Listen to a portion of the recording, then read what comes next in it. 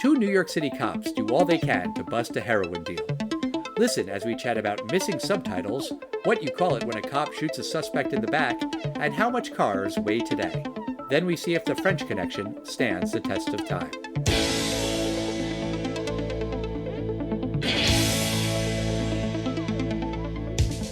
Test of time, James and Alan have their say. Do the movies you love still hold up today? James says Gladiator with a glut. Alan says as a father, blah blah. It's the test of time, James and Alan have their say. Do the movies you love still hold up today? Test of time, James and Alan have their say. Do the movies you love still hold up today? Hello, everybody. Or should I say, bonjour, everybody. I don't know how to say everybody in French, but my name is Alan Noah. This is A Test of Time, and I am joined, as always, by my French connection, James Brief. Thank you. Thank you very much. I guess I have a French connection. My father was raised in France. He's as Parisian and French as that comes. Therefore, you are my French connection. That works. That's all I need. I wanted to talk about the French Connection today because Gene Hackman passed away a few weeks ago, I guess, already. I've read a lot of things about his life and his career and his work.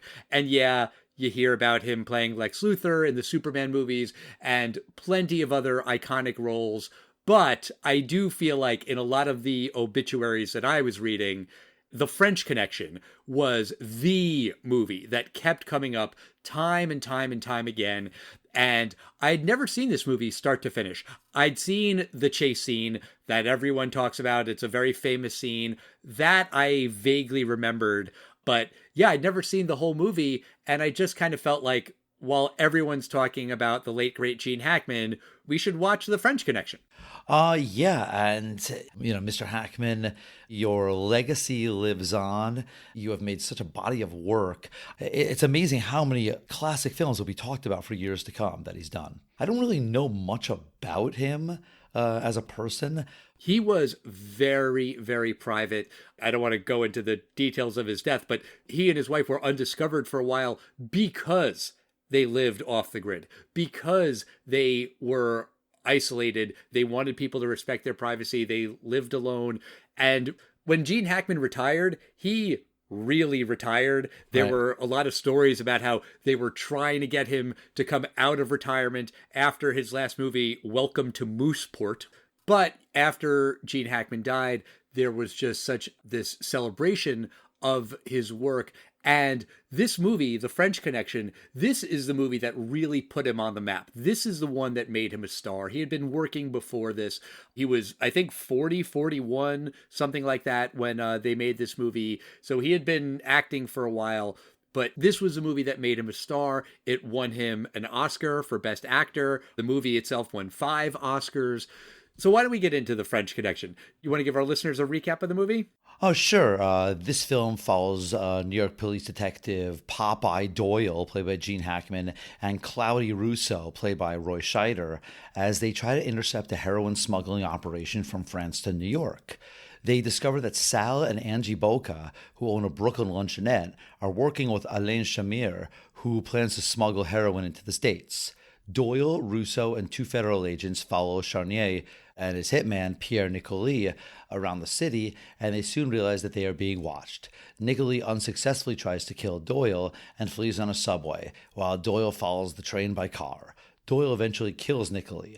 The cops then find Charnier's hidden drugs, but they allow the deal to take place, and they surround the bad guys. In the ensuing melee, Boca is killed, Charnier escapes, and Doyle accidentally kills a Fed. Right.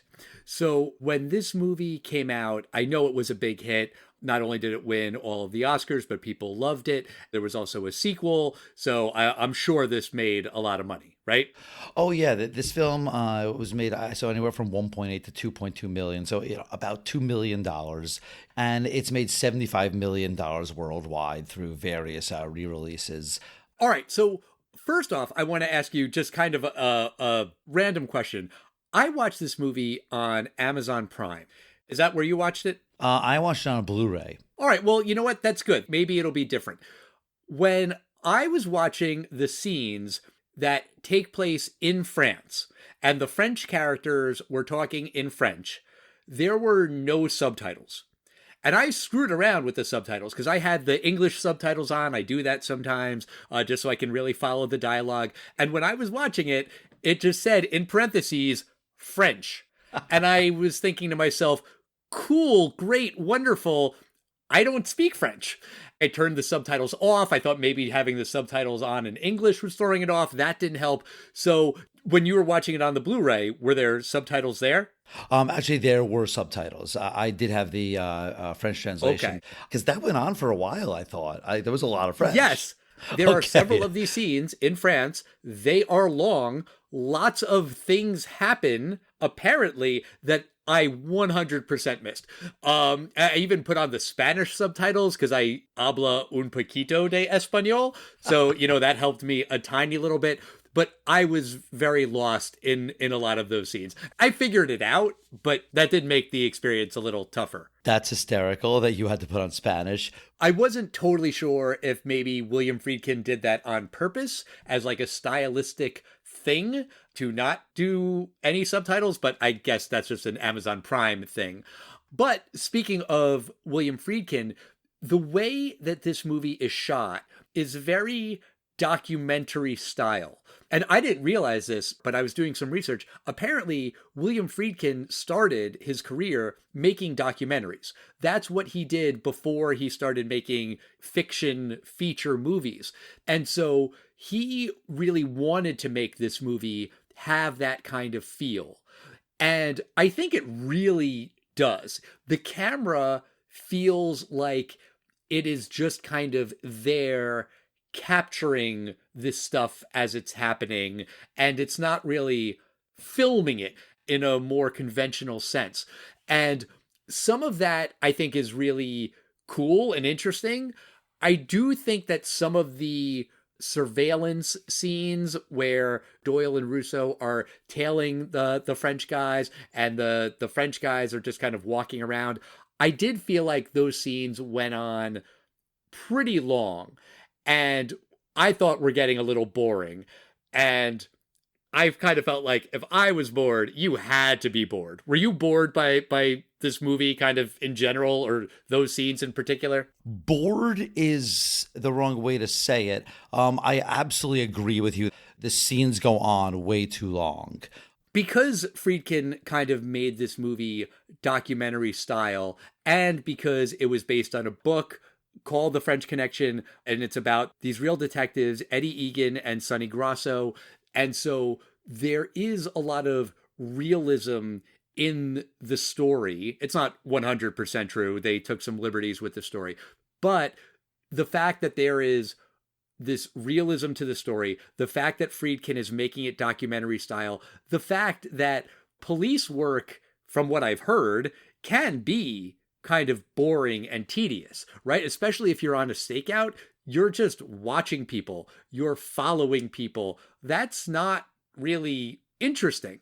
But Friedkin really takes the time to show you how that goes and what that looks like. And yeah, sometimes you're just watching two French guys in a restaurant and, you're just standing there in the cold, like you see Doyle doing. And sometimes, it can be exciting, like when Doyle is following Charnier on the subway platform and getting on the train and off the train. Like that goes back and forth and is really interesting. Some of it did feel particularly tedious to me. But speaking of this kind of realistic feel, these cops are pretty openly racist. And the movie doesn't really comment on their racism. It shows you their racism. And I think you're just supposed to believe that this is who these guys are.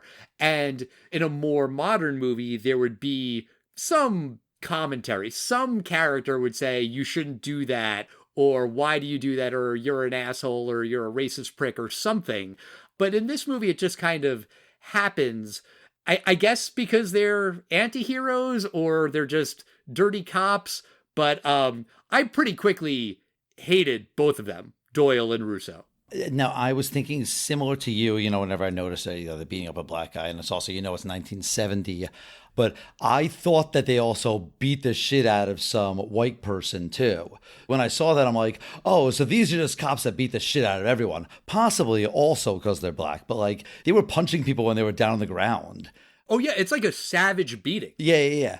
Yes, they beat up other people who are not black. They throw a lot of slurs around. When Doyle and Russo go into that bar that's filled with black people and they just fuck up everything. They are beating the shit out of people. They're scaring people. They're intimidating people. Maybe it's kind of quote unquote cover because then there's an informant that Doyle is talking to in the bathroom. And so he has to look tough, quote unquote. But he's enjoying it. They are having a good time fucking with these black people. It's shitty. And, I can believe that there were racist, shitty cops in the 70s and, today too. But I just felt like, oh, this is a movie about cops and they're trying to stop this drug shipment thing. And normally I would be rooting for the cops to do that. But here, I really just couldn't root for these cops. You're right. It's very bleak. This is not Die Hard, where this is like your buddy, your pal, John McClane. Like, they're definitely on the side of busting the drug people. This is also the dawn of the so-called war on drugs, well before the massive increase in, incarcerations and, DEA and so much millions and millions or billions of dollars would be put into a task force. This is kind of like, a couple of cops that are kind of trying to break down like an international drug smuggling organization. Like this would not be NYPD cops today. This would be DEA or something like that. Yes, absolutely. And look, I don't think heroin's a good thing. I think keeping heroin off the streets is a wonderful goal. But what Doyle and Russo do to prevent this drug deal from taking place is really extreme and really hard to get behind. I do kind of feel like if it was a modern movie, there would be some line about how this heroin is extra addictive, or it's laced with fentanyl, or it's going to kill people, or it's going to kill kids or something. Like they would have done something to artificially raise the stakes to make it so that these guys have to stop these drugs. They would have made it more important. And in this movie, it's an amount of heroin that you can fit in one car in the panels. I guess it's a lot. Again, like, great, good thing to not have this heroin on the streets.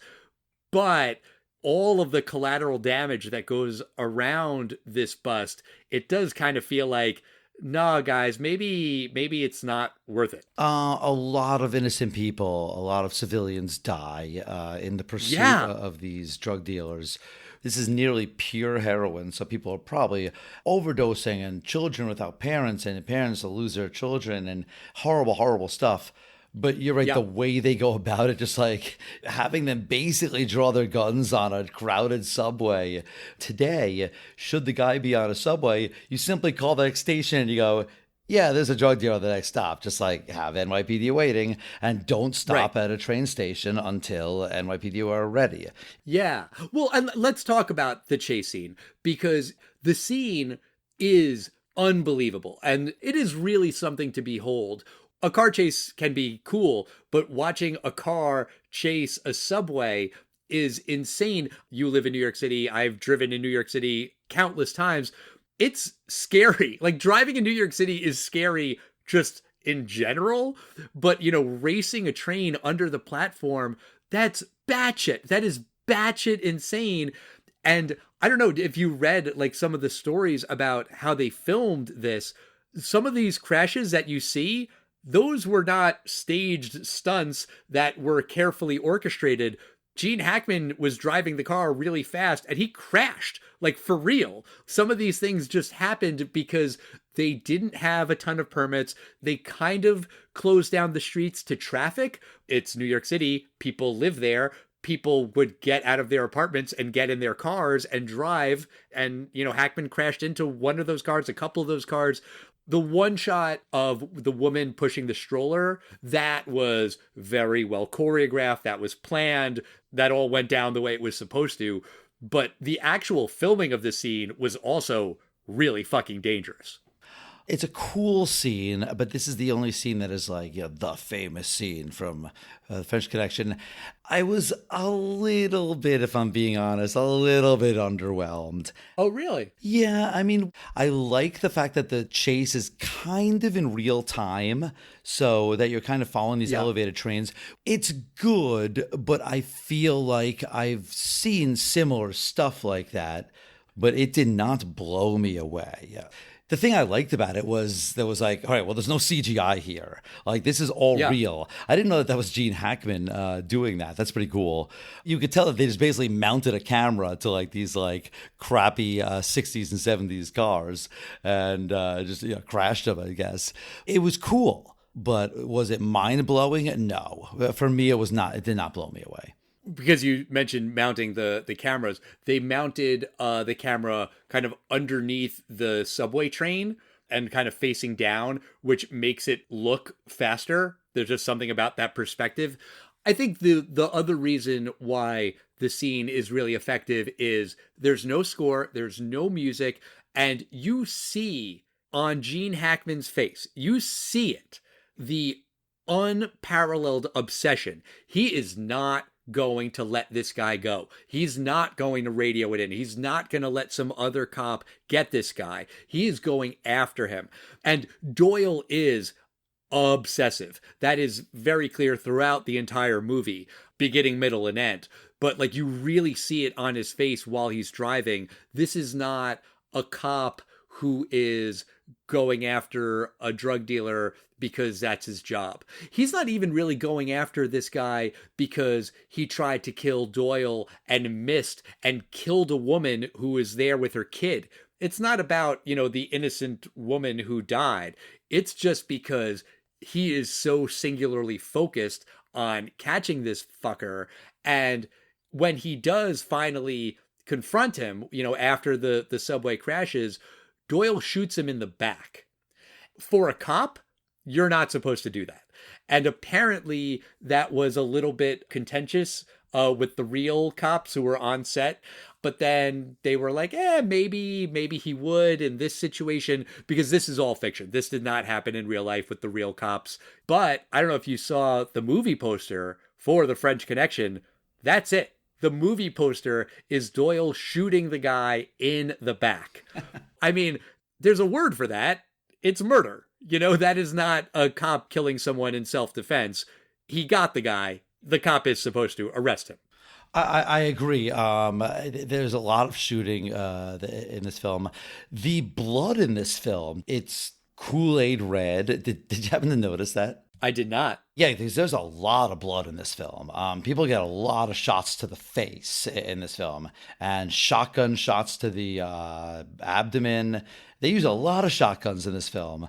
Weirdly, there's a shootout where people are like 100 feet away and they're shooting shotguns. Why don't you bring a pistol? I don't know. So after Doyle kills the would-be assassin, they find the drugs in the car. Again, Doyle is obsessed because the mechanic is saying there are no drugs hidden in his car, and he believes that there must be. The other cop, Russo, makes himself useful in that moment where he checks the weight of the car, and it was 4,795 pounds, and it was supposed to be like a couple hundred pounds off. So that's how he knows that there is something hidden in there, which also, by the way, seems like way heavier than your average car today, I would think. Maybe not a Cybertruck. Those things look really fucking heavy. I would imagine that cars today are made with more composites, and versus stuff in the 60s are probably all made out of metal. So I wouldn't be surprised if cars today, equal size cars, weighed less. I just Googled it. Small cars can weigh around 2,500 pounds. Large cars today are around 4,100 pounds. So it's not a huge difference. That number just sounded high to me. But they find the drugs. I thought it was kind of funny when they've ripped this car to shreds, and then the guy's like, "Where is my car?" And then they just say, like, "Oh, here it is. We found it for you," after stalling and stalling, and then just give him a different car. I thought that was kind of funny. But they let the drug deal go down. And then after the deal happens, then the cops kind of surround them from kind of far away, and they're on a bridge. And it really seems like not the best way to surround these bad guys. And then, later you find out that a lot of them, including the main guy, slipped away. It kind of seems like, well, yeah, probably, you should have been right there and surrounded them. But during the chaos, Doyle shoots one of the federal agents that has been with him for most of the movie, half the movie. That guy doesn't like Doyle, and Doyle doesn't like that guy. And that guy has accused Doyle repeatedly of getting a cop killed. He says, you had a hunch once and it got a good cop killed. We never get that backstory. That's just a thing that is mentioned a couple times, and it's never really fleshed out. I think in a more modern movie it would be. We would get that whole story. There's no love lost between these guys, but Doyle shoots him not on purpose, just because, he's there and he's running and he thinks he's a bad guy, but he doesn't react at all. He's not sad. He just wants to get Charnier, and he keeps going. Then we see him run off into another room. We hear gunshots and then fade to black.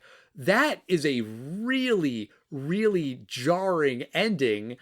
And then, this text on screen comes and tells you that pretty much everyone got away with it. Charnier escapes. Some of these other guys got slapped on the wrists, and the cops got reassigned to another division. It's like, holy fuck. Everything that we just watched was basically for nothing. Like, what good came of it? I guess they got the heroin. They kept it off the streets, which again, yay, but like, for all of that? Not a single person that wanted heroin in New York City at that time failed to get their heroin. They might have paid a little bit more when there was a little less on the street, but every single one of them got the heroin they wanted. And there are so many people that were killed for pretty much nothing. So what did you think about that ending? It was a little bit of a what the fuck ending. I felt like I had the rug pulled out from underneath me. I was expecting this movie to go in the more conventional way, where the good guys get the bad guys, they stop the drugs, they arrest the bad guys, maybe they kill a couple of the bad guys, good guys win. But there are no good guys in this movie. There are cops who are crooked and shitty and don't care about civilians, and the text on screen felt to me like the rug was pulled out from under me, but in the best possible way. I loved that ending. I thought it was great, because what it does is it really embraces this idea of nihilism. It was all for nothing. Nothing mattered. And that is kind of a theme of movies from the 1970s. There's Apocalypse Now and Taxi Driver and Deer Hunter that are considered really nihilist. I'm sure there are others. And I think that kind of viewpoint can be hit or miss, but I felt like it really worked in this movie, that these guys were terrible for no fucking reason. You didn't see that one coming, did you, audience? And I was like, no, I didn't. And I liked it. I wasn't expecting to like this movie's ending for 98% of it. And then when it happened, I was like, okay, yeah, I really appreciated that. That's an interesting way that that you took the ending. Now, speaking of the ending, here we are at the end of the podcast, Al. The French Connection. What did you think? Does it stand the test of time? So I really did like the movie because of the ending. It really recontextualizes everything that happened before and makes it very, very clear that these guys are shitty. And by these guys, I mean Doyle and Russo. These are not good cops. They are not anti-heroes that you're really rooting for. They're fucking assholes. And they are, I would say, pretty ineffective. Yeah, they stopped the drugs, but at what cost? And for what? For a couple of bad guys to get slaps on the wrist? I think it is a really powerful statement that is kind of anti anti-cop, anti-establishment, anti-war on drugs before any of those things were really fashionable. To say, I'm anti the war on drugs and I'm anti police brutality. It's also kind of funny because the real cops were so involved with the production of this movie. They love this movie. The real guys that Doyle and Russo are based on, they were into it. And so they didn't really interpret it that way. But that's certainly the take I got from it. There's also this thing I saw in the New Yorker. The title of the article is "The New Literalism Plaguing Today's Biggest Movies."